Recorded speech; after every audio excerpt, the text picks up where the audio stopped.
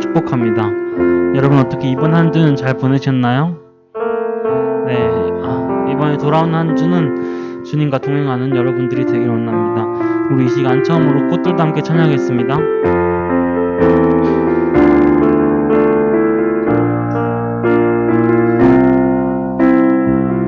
이곳에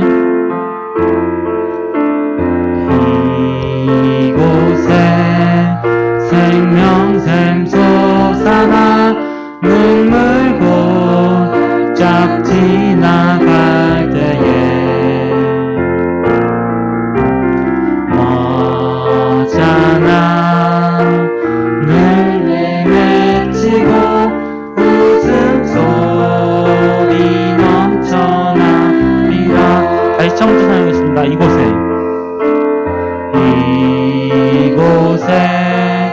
생명샘 솟아나 눈물 곧쫙 지나갈 때에 머잖아 열매 맺히고 웃음소리 넘쳐나리라. 꽃들도 구름도 바람도 넓은 바다도 찬양하라 예수를. 하늘을 울리며 노래해 나의 영혼아. 은혜의 주 그날에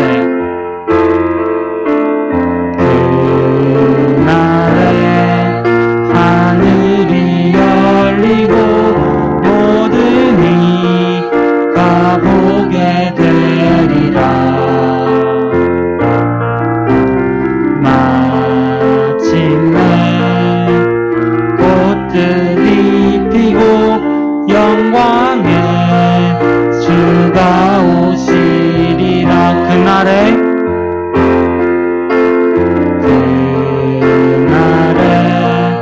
하늘이 열리고 모든 이가 보게 되리라. 마침내 꽃들이 피고 영광의 주가 오시리라. 꽃들도 구름도 바람도 넓은 바다도 찬양하라 예수를. 하늘을 울리며 노래해 나의 영혼아. 은혜의 주 꽃들도 구름도 바람도 넓은 바다도 찬양하라 예수를. 하늘을 울리며 노래해 나의 영혼아. 은혜의 주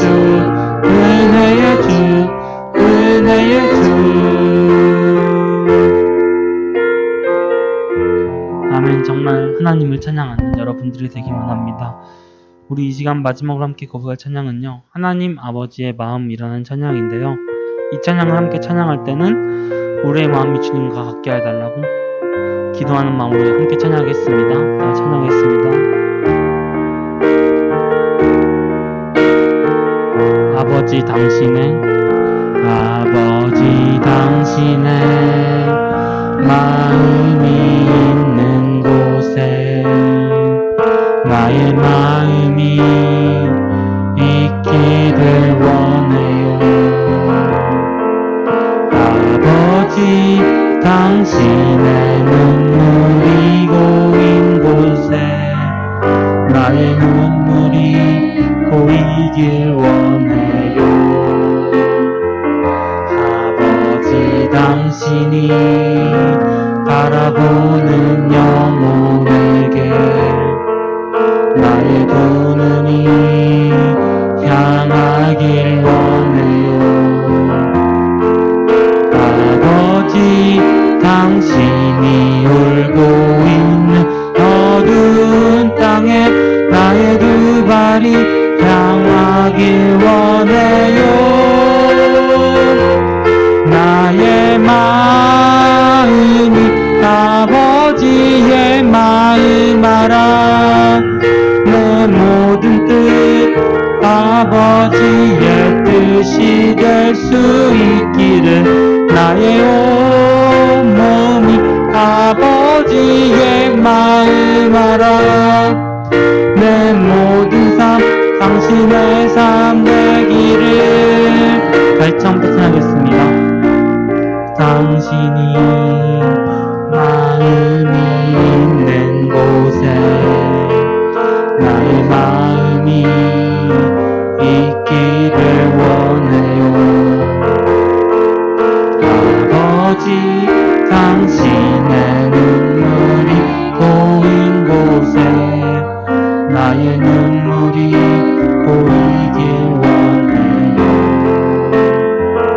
아버지, 당신이 바라보는 영혼에게 나의 두 눈이 향하길 원해요. 아버지, 당신이 울고 있는 어두운 땅에 나의 두 발이 향하길 원해요. 나의 마음이 아버지의 마음 알아. 내 모든 뜻 아버지의 뜻이 될 수 있기를. 나의 온 몸이 아버지의 마음 알아. 내 모든 삶 당신의 삶 되기. 나의 마음이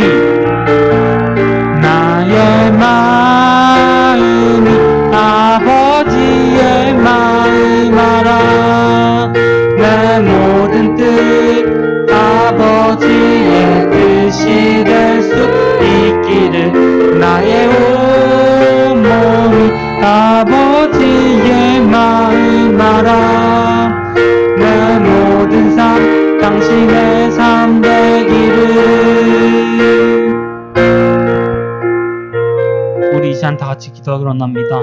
기도할 때는 우리의 마음이 하나님 아버지의 마음을 알게 해달라고, 우리의 뜻이 하나님의 뜻과 같게 해달라고, 오늘 예배를 위해서, 예배를 인도하시는 목사님을 위해서 우리 다 같이 주여 외치고 기도하겠습니다. 기도하겠습니다. 주여! 예수님! 정말 저희 마음이 예수님 마음으로 듣게 해주세요. 예수님, 정말 저희 뜻이 정말 예수님의 뜻이어서 정말 예수님이 원하시는 것들 저희가 그대로 행하며 순종하며 원하시는 저희들이 되게 해주세요. 예수님, 저희가 좀 마치는 예수님, 정말 그 하늘을 정말 소망하며 살아갈 수 있는 저희들이 되게 해주세요. 정말 온 사람들이 찬양하는 그 하나님을 저희가 다 같이 목소리 높여 찬양할 수 있도록 도와주시고, 그리스도를 저희가 오늘 같이 도와주시고, 예수님 믿어지는 안 되게 해주세요. 예수님, 정말 그 주님 마음이 그 저희 마음이 있길 원합니다.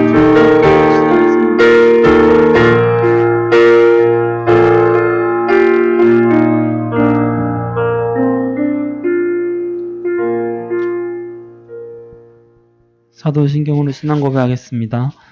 전능하사 천지를 만드신 하나님 아버지를 내가 믿사오며 그 외아들 우리 주 예수 그리스도를 믿사오니 이는 성령으로 잉태하사 동정녀 마리아에게 나시고 본디오 빌라도에게 고난을 받으사 십자가에 못 박혀 죽으시고 장사한 지 사흘 만에 죽은 자 가운데서 다시 살아나시며 하늘에 오르사 전능하신 하나님 우편에 앉아 계시다가 저리로서 산자와 죽은 자를 심판하러 오시리라. 성령을 믿사오며 거룩한 공회와 성도가 서로 교통하는 것과 죄를 사하여 주시는 것과 몸이 다시 사는 것과 영원히 사는 것을 믿사옵나이다. 아멘.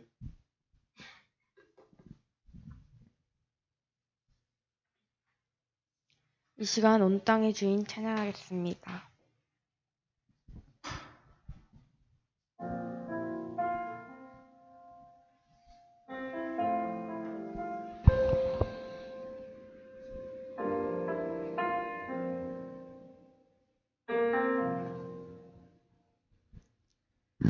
땅에 주인 되신 주님이 내 이름 아시며 상황만 돌보네.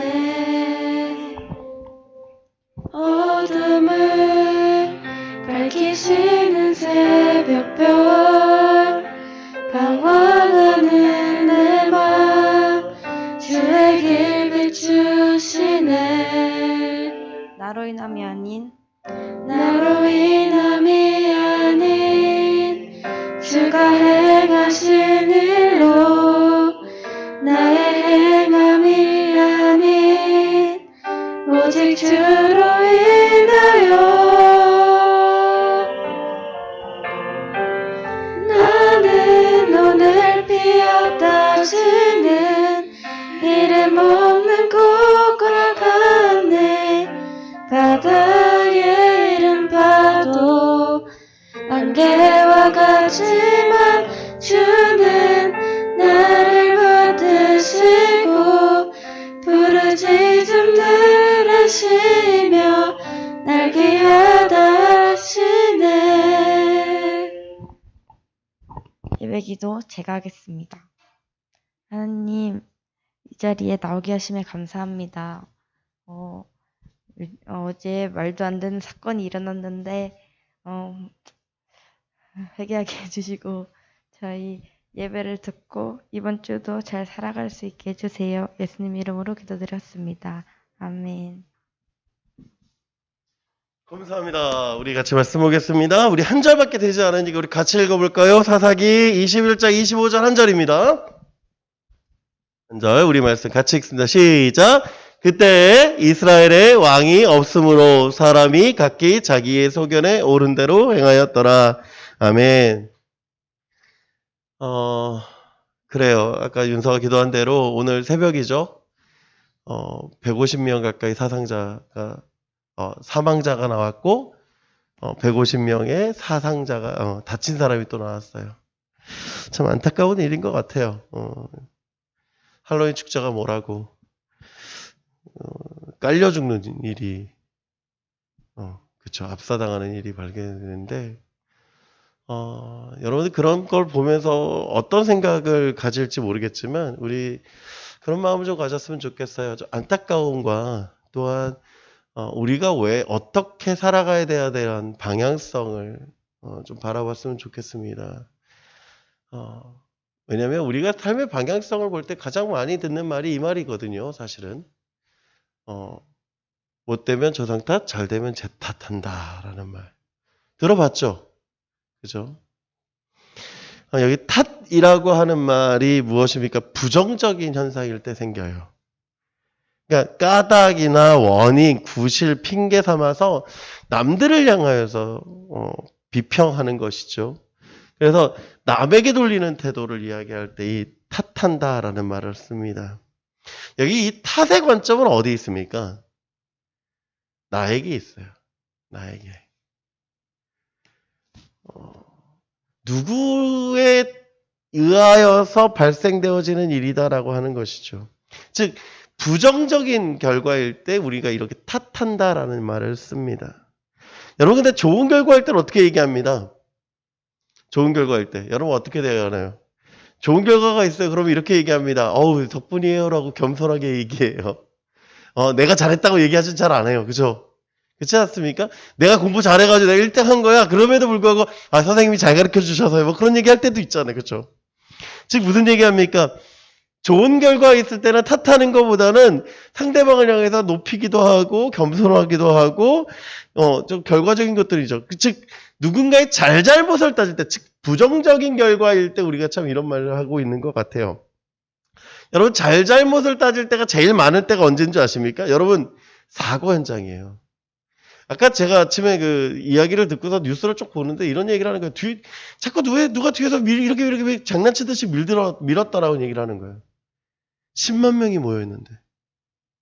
그러니까 사고가 계속 있을 만한 요의가 있었다라고 하는 거죠. 안내하는 사람도 없고 그런 부분들을 계속해서 이야기하는 거예요. 무슨 뜻이에요? 사고 현장에서 누군가 잘못을 따지는 거예요. 그러면 누군가의 잘못을 따질 때 제일 많이 따지는 때가 언제인 줄 아십니까? 여러분, 교통사고 현장이에요. 교통사고 현장. 여러분, 운전을 안 하니까 잘 모르겠지만 교통사고가 나면 제일 많이 하는 말이 누가 과실인가?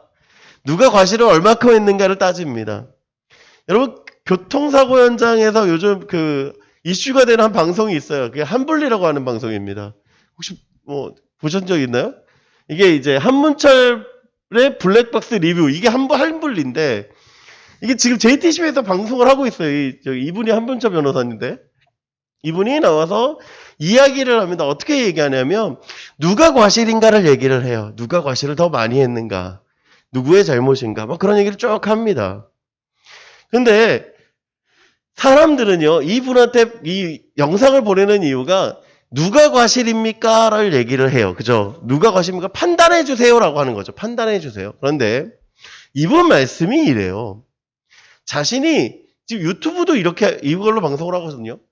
유튜브도 하고 JTBC 방송도 하고 하는 이유가 뭐냐면, 이유가 여기 있다는 거예요. 누구의 과실을 이야기하고 싶어서 이야기하는 것이 아니라, 잘 들어보세요.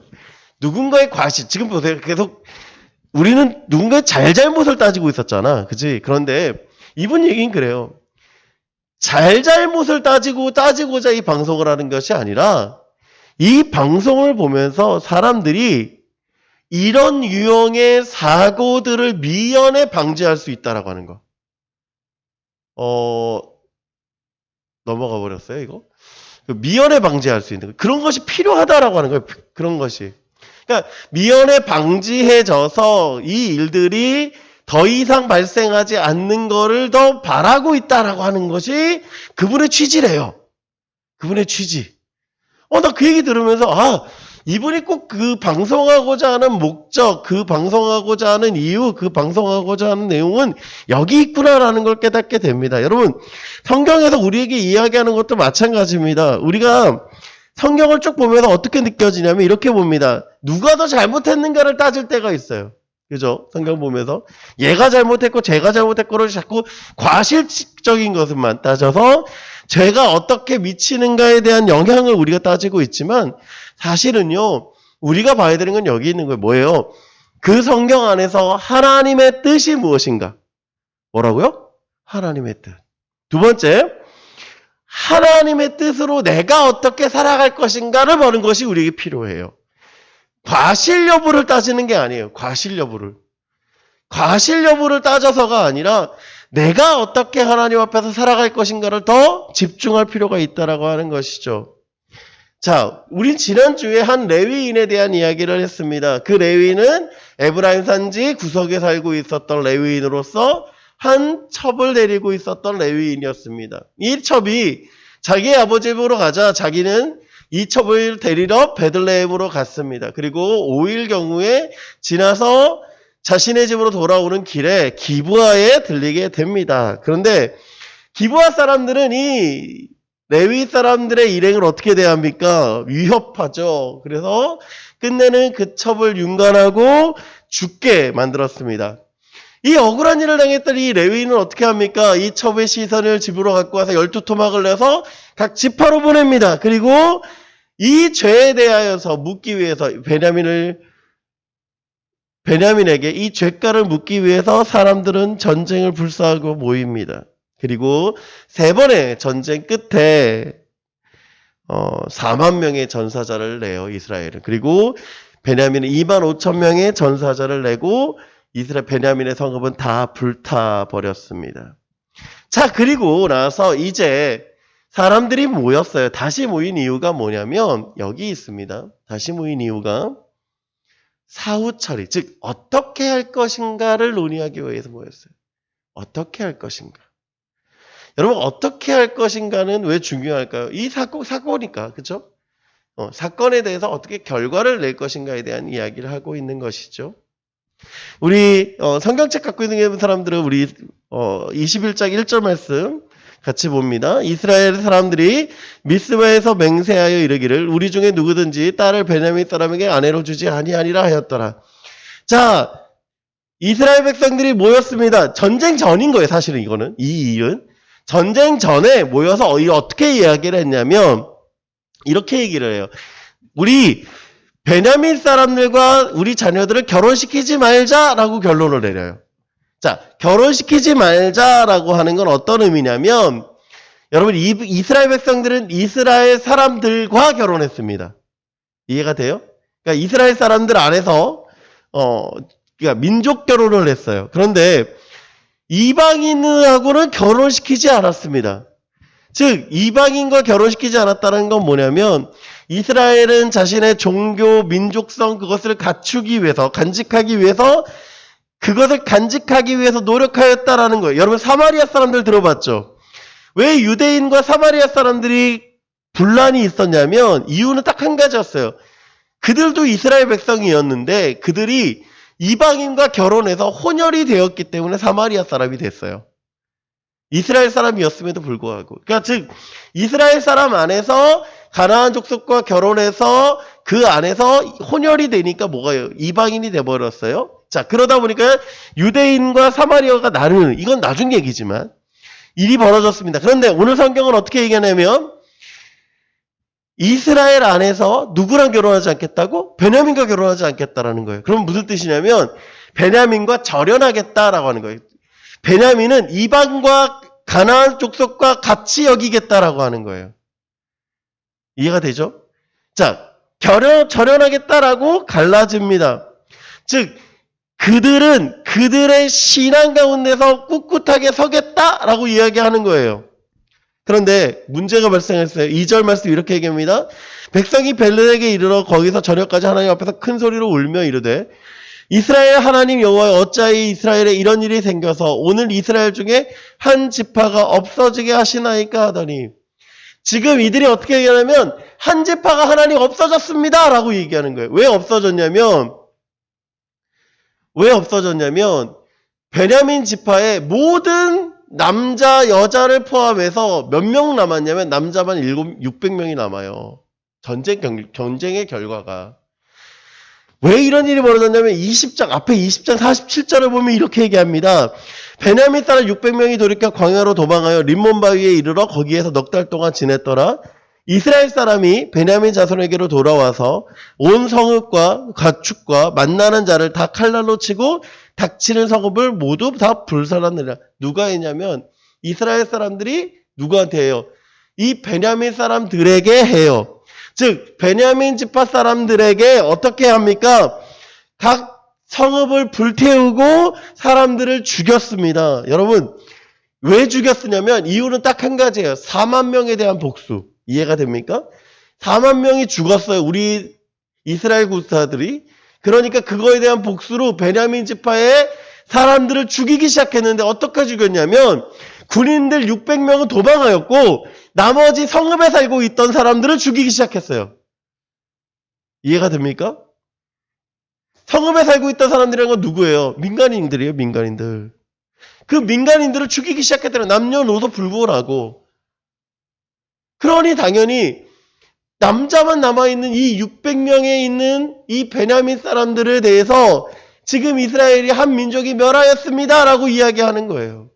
여러분 요즘 러시아하고 우크라이나 전쟁 가운데 있는 거 아시죠? 잘? 여러분들 아시죠? 이 전쟁에서 가장 문제가 되는 건 뭐냐면 전술핵 사용이나 누가 얼마나 땅을 차지했는가가 문제보다 더 중요한 문제는 민간인이 얼만큼 피해를 받았는가가 더 중요해요. 사실은. 맨날 뉴스가 그 얘기하고 있는 거예요. 민간인이 어떻게 됐습니다. 왜 그렇게 얘기하냐면 전쟁을 하면 군인만 희생되는 경우가 거의 없어요. 옛날부터 지금까지.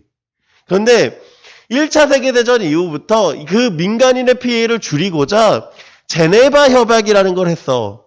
민간인을 보호한다라는 거. 민간인을 보호하겠다. 그런데 지금도 사실 민간인 피해자가 계속 나오죠. 근데 잠깐 보세요. 오늘 성경은 어떻습니까? 그런 조약이 있기 전이야. 그러니 어떻습니까? 조약과 아무 상관이 없어요. 그러니까 복수하고 있는 거, 보복하고 있는 거예요. 베냐민 지파에서 이제 남은 사람은 몇 명 남았다? 남자만 600명 남았어요. 전쟁에 나갔던. 그리고 도망하였던. 이들이 림몬바위 곁에 숨어가지고 넉 달 동안 버티고 있는 거야. 어떻게 할까 고민하면서. 돌아가지도 못하고. 우리 이렇게 생각하잖아요. 남자가 베냐민 지파 남았으니까 괜찮지 않나요? 여자가 있어야 자녀를 낳지. 안 그래요? 결혼을 하고 자녀를 할 거 아닙니까? 근데 결혼을 못해. 그러니까 어떻게 돼요? 이스라엘이 그 베냐민 지파가 이제 끊겼다. 대가 끊겼다. 그 얘기하고 있는 거예요. 근데 그래서 이스라엘 백성들이 어떻게 하냐면 한 가지 아이디어를 내는데 이렇게 얘기합니다. 21장 5절. 이스라엘 자손이 이르되 이스라엘 온 지파 중에 청해와 함께하여 여호와 앞에 올라오지 아니한 자가 누구냐 하니 이는 그들이 크게 맹세하기를 밉스바에 와서 여호와 앞에 이르지 아니하는 자는 반드시 죽일 것이니라 하였습니다. 잘 보세요. 이스라엘 백성들이 다시 아이디어를 내는데 어떤 아이디어를 내냐면 그들의 맹세가 두 가지가 있었다라는 거예요. 첫 번째는 뭐다? 베냐민과 결혼시키지 않겠다가 첫 번째고 두 번째는 여기 미스바에 올라오지 않은 사람들은 다 죽을 것이다 라고 하는 게 이 두 번째 맹세인 거야. 그러니까 이 두 번째 맹세를 가지고 어떻게 하냐면 이렇게 얘기하는 거예요. 21장 8절 또 이르되 이스라엘 지파 중 미스바에 올라와서 여호와께 이르지 않은 자가 누구냐 하고 본즉 야베스 길앗에서는 한 사람도 진영에 이르고 총회에 참여하지 아니하였으니 백성을 계산할 때 야베스 길앗 주민이 하나도 거기에 없음을 보았습니다. 자, 저 보세요. 어떻게 됐습니까? 야베스 길앗 백성들이 오지 않았다는 걸 깨달았어요. 그래서 어떻게 합니까? 죽일 것이라 맹세했잖아. 그래서 그 맹세에 대한 결과를 이렇게 얘기합니다. 10절 회중이 큰 용사 12,000명을 그리로 보내며 그들에게 명령하여 이르되 가서 야베스 길앗 주민과 부녀와 어린아이를 칼날로 치라. 자 보세요. 어떻게 됩니까? 야베스 길앗을 쳐라 라고 얘기합니다. 그런데 그 다음 얘기가 이렇게 얘기해요. 너희가 행한 일은 모든 남자와 및 남자와 잔 여자를 진멸하여 바칠 것이니라. 자 남녀노소 다 죽이는데 여자도 죽이고 누구도 죽이냐면 결혼한 유부녀도 죽이고 누구만 남기냐? 결혼하지 아니한 처녀만 남기라라는 거예요.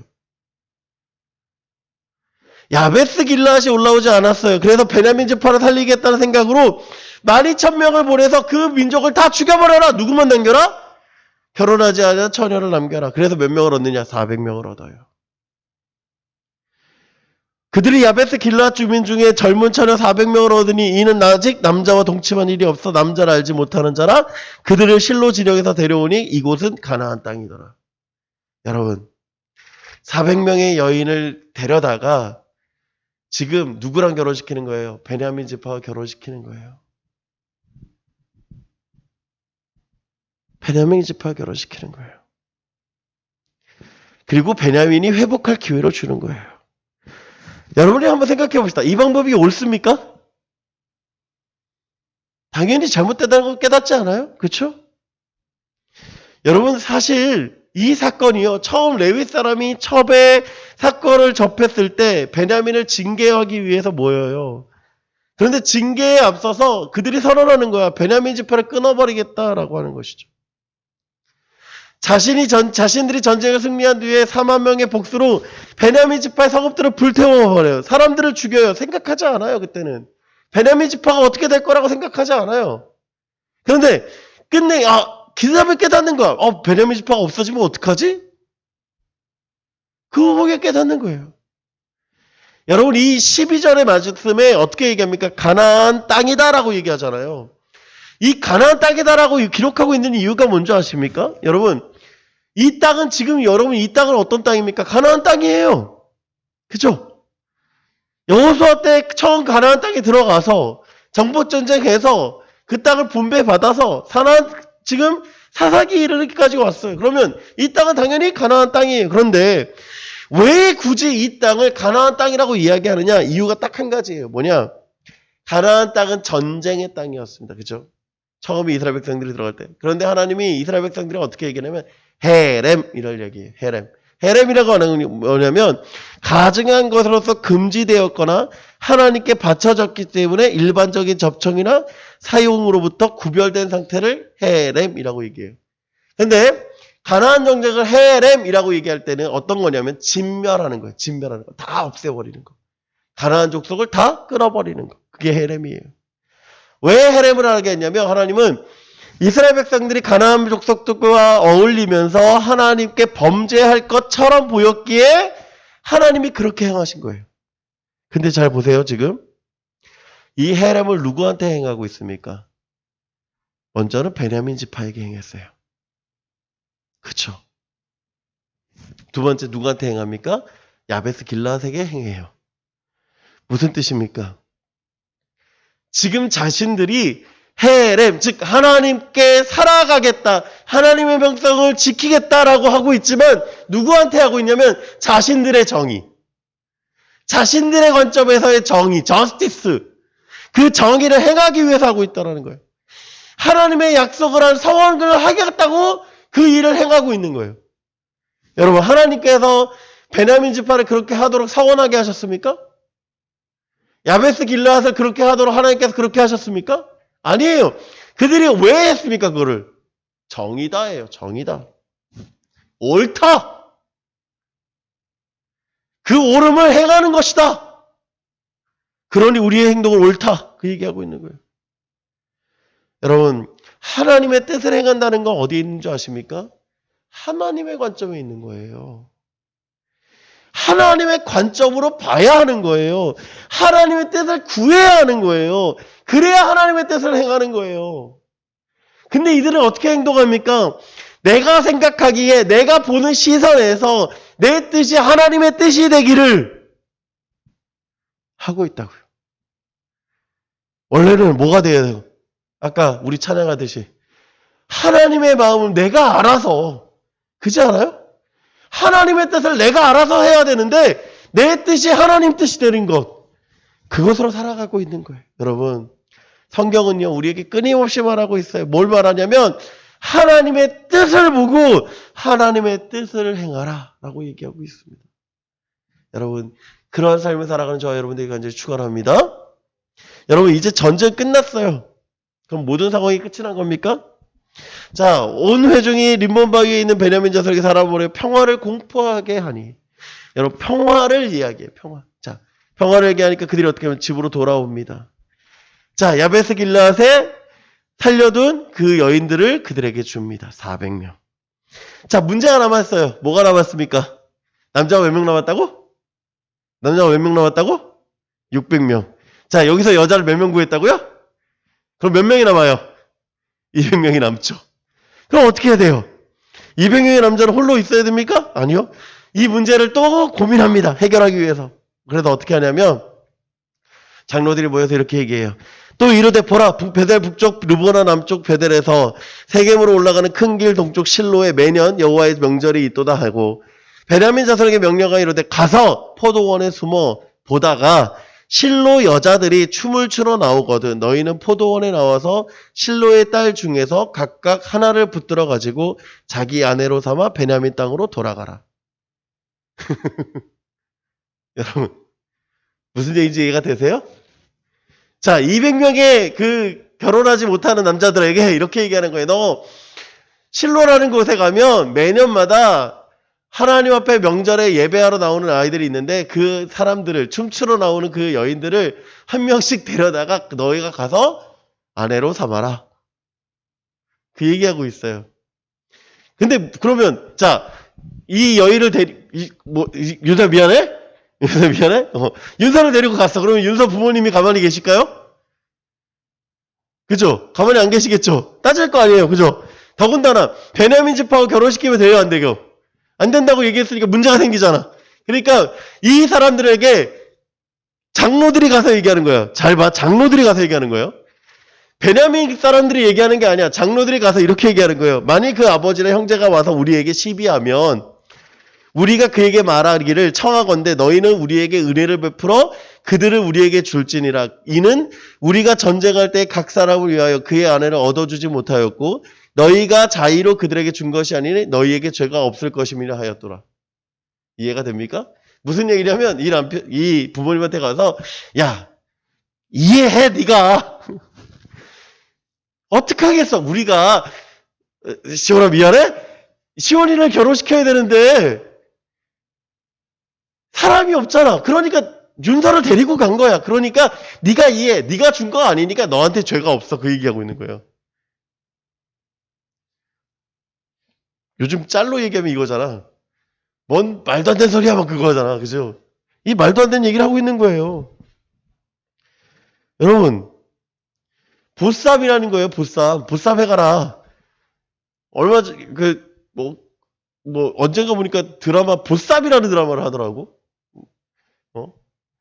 그런 거예요. 보쌈 해가는 거예요, 보쌈 해가는 거예요. 여러분, 보쌈 먹는 것만 얘기하지만, 그게 아니라, 보자기에 싸서 여인을 납치하는 것도 보쌈이에요. 그래서 조선시대에 어떤 일이 있었냐면, 과부는 재가를 못 하잖아. 그죠? 그러니까, 재가할 수 있도록 허락해주는 일이 있는데, 그게 보쌈이었어요. 근데 그렇다고 해서 저희 보쌈에 갈 겁니다. 이 사람 보쌈에 갑니다. 뭐 그렇게 공개적으로 못하지. 그렇겠지. 그런데 그런 일을 행했던 거예요, 사실은. 노총각들이 결혼하지 못하니까 그 일을 행하고 있던 거예요. 여러분, 근데 이 일이 어느 시대에 지금 우리가 보고 있는 사사시대에 이루어지는 일이에요. 여러분, 이 일이 얼마나 문제가 되는지 아십니까? 출애굽기에 보면 이렇게 얘기해요. 사람을 납치한 자가 그 사람을 팔았든지 자기 소화에 두었든지 그를 반드시 죽일지라. 그러면 자 보세요. 보쌈을 시온이가 했어. 그럼 어떻게 돼, 시온이는? 그거 죽어야 돼. 그죠? 죽는 게 맞는 거예요. 그런데 오늘 성경은 어떻게 얘기합니까? 얘도 인정해 주는 거야. 보쌈도 인정해 주고 얘도 인정해 주는. 여러분, 이 일이 옳은 일이 아니잖아요. 그쵸? 옳은 일이 아니에요. 그런데 그 옳지 않은 일을 옳다라고 얘기하는 거예요. 그래서 24절에 보니까 이렇게 얘기해요. 그때 이스라엘 자손이 그곳에서 각기 자기의 집과 자기 가족으로 돌아갔으니 곧 각기 그곳에서 나와서 자기의 기업으로 돌아갔더라. 전쟁이 끝났어요. 문제가 해결됐어요. 사람들은 자기 집과 자기 가족으로 돌아갑니다. 그런데 보세요. 누가 못 갑니까? 첫 번째, 야베스 길라앗의 여인들이 못 갔어요. 두 번째, 실로의 여인들이 집으로 못 갔어요. 그쵸?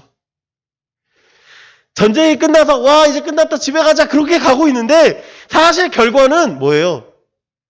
평안하지가 않아요. 평안하지가 않아요.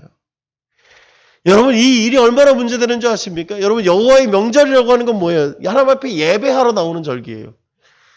우리가 잘 알듯이 뭐 6월절, 77절, 초막절 뭐 그런 절기들, 그런 절기들에 여기 춤추러 나온다라는 건 뭐냐면 하나님 앞에 영광 돌리러 예배하러 나오는 애들이에요. 그 여인들을 납치해서 가는 거예요. 근데 그 일에 대해서 잘못했다고 얘기 안 하는 거예요. 21절 어떻게 얘기합니까? 오늘 본문 다시 한번 봅시다. 이렇게 얘기합니다. 그때 이스라엘에 왕이 없으므로 사람이 자기의 옳은 대로 소견에 옳은 대로, 자 옳은 대로 게 뭐라고? 의대로, 그대로 행하였다라고 얘기하는 거예요. 여러분, 우리 자율이란 말 참 잘하잖아요. 그죠? 여러분, 스스로 법이 기준이에요. 하나님이 없어요. 하나님이 없어요. 왕이 없는 시대가 아니라 왕이 계신 시대에, 하나님이 왕인 이 시대에 자기 스스로 왕이 되어져서 뭐 하고 있는 거예요? 그들이 스스로의 옳음을 이야기하는 것입니다. 여러분, 하나님께 묻고 하나님의 뜻을 구해야 되는 이스라엘 백성들이 구하지 않아요. 문제가 생겼습니다. 하나님보다 자신들이 앞서 그 일을 행하고 있어요. 하나님의 율법을, 하나님의 징계를 하나님의 라고 얘기하고 있지만 정작 기준은 자기가 되고 있어요. 그들은 하나님에 대한 기준이 없습니다. 스스로의 정의에 의해서 전쟁했고 분노에 의해서 한 민족을 멸절했으며 그 위기를 해결하기 위해서 또 다른 지역을 멸절하고 여인들을 납치하고 그 여인들을 결혼시키고 그 일을 이렇게 얘기하는 거예요. 해결됐다라고 얘기하는 거예요. 문제를 해결하고자 하나 뭐 하고 있어요? 타인을 망가뜨리는 행동들 하고 있는 거죠. 문제를 해결하나 타인의 괴로움을 보지 않아요. 자신의 정당함, 자신의 의, 그걸 포장하고 있어요. 계속해서. 성경이 왜 우리에게 이렇게 얘기합니까? 우리에게 하나님의 뜻을 잃어버린 그들의 삶의 모습은 의가 아니라 뭐가 되고 있어요? 죄가 되고 있음을 이야기합니다. 그래서 그들의 모습을 다시 한번 보면서 우리 거울같이 보면서 거울처럼 나는 어떤 모습인가? 라고 바라보는 저와 여러분들 간절히 소망합니다. 자, 오늘 사사기가 이렇게 끝이 났어요. 제가 보니까 5월 달부터 시작을 했더라고요. 거의 5개월 가까이 이 사사기 말씀을 같이 나눴습니다. 여러분, 이 사사기는요, 성경에서 암흑기라고 얘기합니다. 암흑기. 사사기의 결말을 우리가 볼 때 이렇게 얘기하죠. 하나님이 어떻게 이렇게 하실 수 있을까? 그죠? 또 왜 하나님은 이 시대 400년이라는 시계 속에서 왜 침묵하고 계실까? 그런 생각들을 하게 됩니다. 여러분, 그런데 하나님은요, 우리에게 얘기하시는 것이 있어요. 그게 무엇이냐면, 끝이 아니다라는 거예요. 끝이 아니다. 시편 기자가 이렇게 얘기를 하거든요. 147편 말씀 제가 잠깐 읽어드릴게요. 여호와께서 예루살렘을 세우시며 이스라엘의 흩어진 자를 모으시며 상심한 자를 고치시며 그들의 상처를 싸매시는도다. 그가 별들의 수요를 세시고 그들을 다시 다 이름대로 부르시는도다. 하나님 어떤 하나님이라고 얘기하냐면 회복하시는 하나님이다. 어떤 하나님? 회복하시는 하나님. 자, 우리가 성경을 봤어요. 사사기 후반부 19장부터 21장까지를 쭉 봤잖아요. 그죠? 자, 여러분 어떻습니까? 이 이야기는 언제 시대의 이야기예요? 사사기 초반, 중반, 말, 끝에 언제일까? 여러분 한번 맞춰봅시다. 제가 계속해서 얘기했는데 기억하시나요? 이 이야기는 언제 시대의 얘기? 사사기 초반의 이야기예요. 사실은. 초반. 그러니까 즉 우리가 보고 있었던 이 12사사들의 시대가 어느 시대인지는 알지 못한다. 그러나 그 중간쯤 어딘가에 그래도 좀 앞부분에 있는 시기의 이야기들이에요. 그런데 이 이야기들이 왜 끝에 있을까? 우리 시온이가 처음에 이 에피소드 시작할 때 저한테 질문했던 게 그거예요. 목사님 왜 이 이야기는 왜 맨 마지막에 있어요? 그죠? 그 질문 나한테 했는데 이 얘기를 이제 설명해 드리겠습니다. 왜 이야기가 끝에 있을까? 여러분 이 두 에피소드에서 공통적으로 등장하는 한 지역과 한 사람들이 등장을 하는데 공통적인 거예요. 그게 누구냐면 에브라임 산지라고 하는 거하고 그죠? 두 번째는 레위 사람이라는 사람이 등장을 해요. 그쵸? 첫 번째 에피소드에도 에브라임 산지에 미가의 집에 이야기를 하는데 거기에 등장했던 청년이 누구? 레위 청년. 그게 누구였어요? 모세의 손자였어요. 그쵸? 자, 후반부에도 등장을 하는 사람이 있어요. 에브라임 산지 구석에 살고 있는 누구? 레위인 그리고 그 누구? 첩에 대한 이야기를 시작을 해요. 자, 공통적으로 에브라임 산지 어디 누구? 레위인이 등장을 합니다. 그런데 사무엘 1장에 넘어가면 이렇게 성경이 시작해요. 제가 읽어드릴게요. 사무엘상 1장. 에브라임 산지 라마다임 소빔에 레브라임 사람 엘가나라고 하는 사람이 있었으니 그는 여호암의 아들이요 엘리우의 손자요 도우의 증손이요 숲의 현손이었더라. 자, 여기 어디가 등장을 합니까? 에브라임 산지. 그죠? 에브라임 산지가 등장을 해요. 그리고 에브라임 사임 엘가나라고 하는데 이 족보가 있어요. 근데 여로함, 엘리후, 도후, 숲이라는 사람들이 등장하는데 이 사람은요 사실 에브라임 사람들이 아니라 레위 사람이에요. 레위 사람. 즉 에브라임 사람이 아니라 에브라임 산지에 살고 있는 레위인 사람 누구? 엘가나라고 하는 사람이라는 거예요. 그런데 이 엘가나의 아내가 누구냐면 우리 여러분 잘 알고 있는 한나예요. 한나. 자, 한나의 아들이 누구예요? 사무엘이에요. 사무엘이 나중에 어떻게 합니까? 이스라엘의 제사장이 돼요. 기억합니까? 제사장은요 에브라임 사람이 될 수가 없어요. 누가 할 수 있어요? 레위인만 할 수 있어요. 그 중에서도 누구의 자손? 아론의 자손들만 할 수 있어요. 즉 무슨 얘기냐면 지금 에브라임 산지의 엘가나는 사실은 누굽니까? 에브라임 산지에 살고 있는 레위인이에요. 그 레위인을 통해서 누가 등장을 합니까? 사무엘이 등장을 해요. 자, 하나님께서 에브라임 산지에 살고 있는 레위인 사무엘을 통해서 뭐 하고 있어요? 이스라엘을 회복하고 계시는 거예요. 첫 번째. 두 번째 얘기를 또 해드릴게요. 여러분, 이스라엘 초대 왕이 누군지 아십니까? 우리 이스라엘 왕 중에 제일 유명한 사람 누구? 다윗. 다윗보다 앞서 있는 왕이 있는데 그 사람의 왕의 이름이 사울. 들어봤죠? 사울이 어떤 사람이냐면 제가 사무엘상 9장에 가서 얘기해 드릴게요. 베냐민 지파의 기스라 이름하는 유력한 사람이 있으니 그는 아비엘의 아들이요 수올의 손자요 베고라의 증손이요 아비아의 현손이며 베냐민 사람이었더라. 자, 9장에 누가 등장해요? 베냐민 사람 기스가 다 등장을 합니다. 그런데 그 기스의 아들이 누구냐면 사울이에요. 자, 그럼 사울은 누구 사람이에요? 어디 사람이에요? 베냐민 사람. 그죠? 베냐민 사람 사울. 근데 이 사울의 집이 어디냐면 10장 26절에 이렇게 얘기해요. 사울도 기브와 자기 집으로 갈 때에 마음이 하나님께 감동된 유력한 자들과 함께 갔느니라. 집이 어디라고요? 집이 어디라고요? 기브와. 자, 너무 드라마틱하지 않아요? 베냐민 지파 기브야에 살고 있는 사울을 통해서 하나님이 누구를 어떻게 만드십니까? 초대 이스라엘 왕으로 만드시는 거예요. 여러분, 사울이 첫 번째 전쟁에서 되게 드라마틱하게 왕이 되거든요. 왕이 된 뒤에 첫 번째 전쟁을 하는데 그곳이 어디냐면 11장 1절에 보면 이렇게 얘기해요. 암몬 사람 나하스가 올라와서 길르앗 야베스에 맞서 진침해 야베스 모든 사람이 나하스에 이르되 우리가 언약하자 그러하면 우리가 너를 섬기리라 하니. 어디가 등장합니까? 길르앗 야베스가 등장을 해요. 자, 여러분, 에브라임 선지, 레위인, 그죠? 기브와 베냐민, 그리고 야베스, 길르앗까지.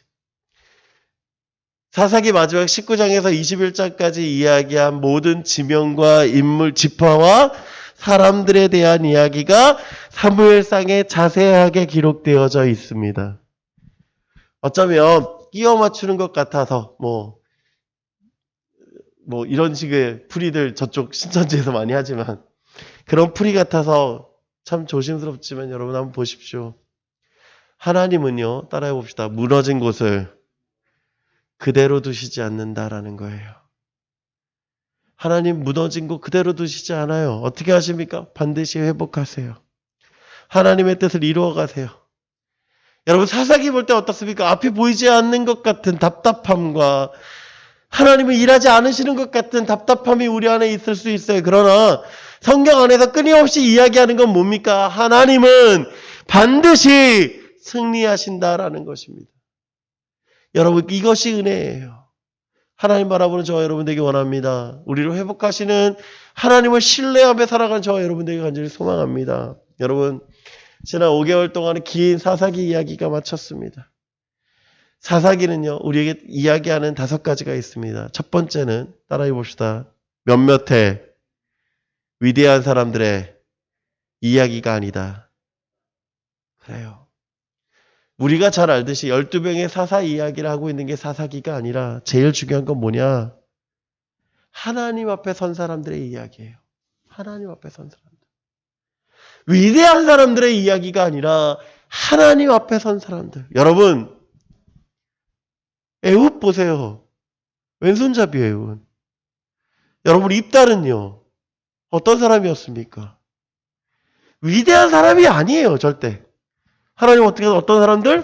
하나님 앞에 선 사람들을 쓰신다라는 거예요. 두 번째 따라해 봅시다. 능력이 많고 적으면 문제가 아니다. 여러분, 능력이 많고 적으면 문제가 아니에요. 성경에서 어떻게 보면 능력이 가장 많은 사람은 누구였습니까? 삼손 아니었어요? 근데 삼손의 결말은 무엇입니까? 무너짐 아니었습니까? 그래요. 능력이 많고 적음이 아니라 하나님 앞에 있는가의 문제예요. 세 번째, 우리 따라해 봅시다. 끝까지 최선을 다해야 한다. 여러분, 기드온을 알지 않습니까? 그가 처음엔 얼마나 겸손하고 처음엔 얼마나 순종적이었습니까? 그런데 그 끝에 그의 모습은 어떻습니까? 그로 인하여서 힘들어진 삶의 모습들 보이지 않습니까? 그렇습니다. 끝까지 최선을 다해야 돼요. 끝까지. 네 번째, 따라해 봅시다. 하나님은 반드시 회복시키신다. 그래요. 삼손 무너졌어요. 사사기를 통해서 보면 이스라엘 무너졌어요. 그런데 어떻게 합니까? 하나님은 회복시키신다라는 걸 우리에게 보여주고 있지 않습니까? 마지막 5번째입니다. 역사의 주관자는 하나님이시다. 사사기는 끊임없이 이스라엘의 왕이 없으므로라고 얘기하고 있지만 하나님의 역사는 주관자이심을 분명히 보여주고 있다는 거예요. 여러분, 지금 시대에 하나님 필요 없는 것 같이 살아갑니다. 돈이 가장 우선적이고 평가라고 얘기하죠. 그러나 우리가 기억해야 되는 마지막 한 가지는 우리의 인생의 주관자는 하나님이심을 기억하는 저와 여러분 되기 원합니다. 여러분 사사기를 통해서 이 5가지를 배웠다면 다시 한번 하나님 앞에 나아가 하나님의 영광 돌려 살아가는 저와 여러분 되길 간절히 축원합니다. 기도하겠습니다.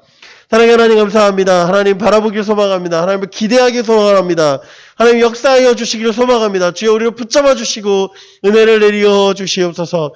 놀라우신 하나님의 은혜로 살아가길 소망하오며 하나님 하나님 우리 주 예수 그리스도 이름으로 기도드리옵나이다. 아멘. 우리 다 같이 예물 드리며 온 땅의 주인 함께 찬양하겠습니다.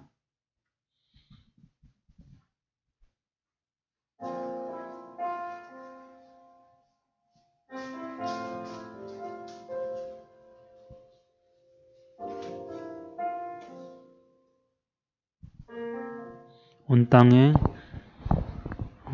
땅에 주인 되신 주님이 내 이름만 상한 맘 돌보네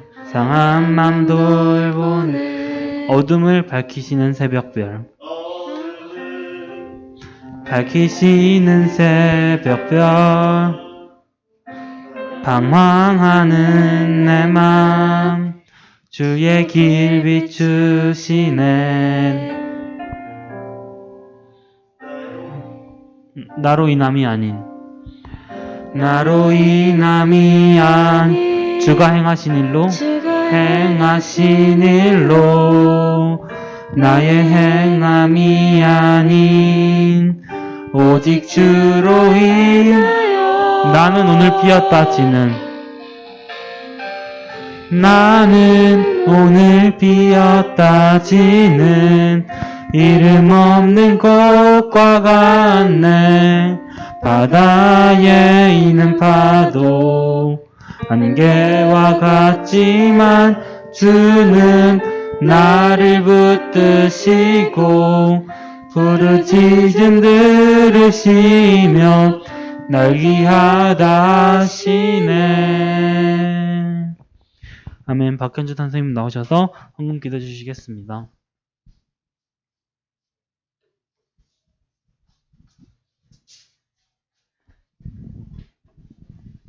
기도하겠습니다.